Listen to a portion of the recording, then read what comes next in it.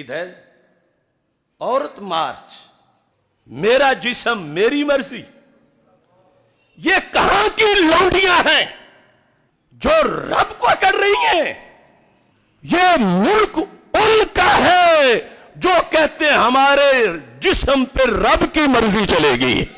نکل جائیں یہ لونڈیاں پاکستان سے اور بھول جائیں مارچ کرنا۔ ایک ان کی حمایتی کہہ رہی تھی کورٹ میں کہ پاکستان سب کا ہے اور جیسے کوئی رہنا چاہے اسے رہنے دینا چاہیے، جو کرنا چاہے۔ تو کیا تم کپڑے اتار کے چلنا چاہو تو ہم چلنے دیں گے؟ ادارے نوٹ کریں، عورت مارچ کے نام پر بے حیائی، فحاشی، بدکاری ہم اس دیش میں برداشت، اور سارے بولو برداشت، برداشت۔ اولیاء کا ہے فیضان، اولیاء کا ہے فیضان۔ پاکستان کا مطلب کیا؟ دستور ریاست کیا ہوگا؟ دستور ریاست کیا ہوگا؟ دستور ریاست کیا ہوگا؟ یا صدیق، یا علی، یا حسن، یا حسین۔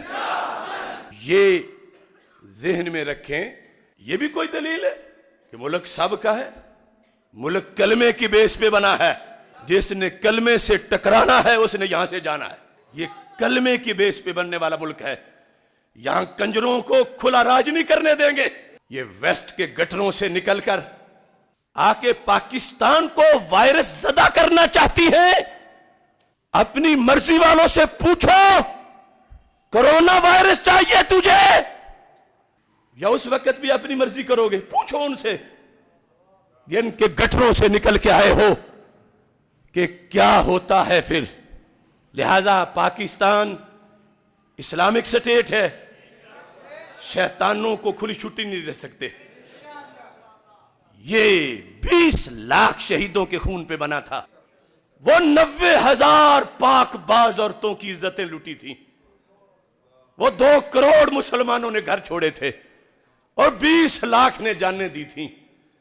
پھر یہ مدینہ منورہ کی کالونی بنی تھی، اور اب یہ یورپ کا محلہ بنانا چاہتے ہیں، نہیں بننے دیں گے۔ پاکستان کا مطلب کیا؟ دستور ریاست کیا ہوگا؟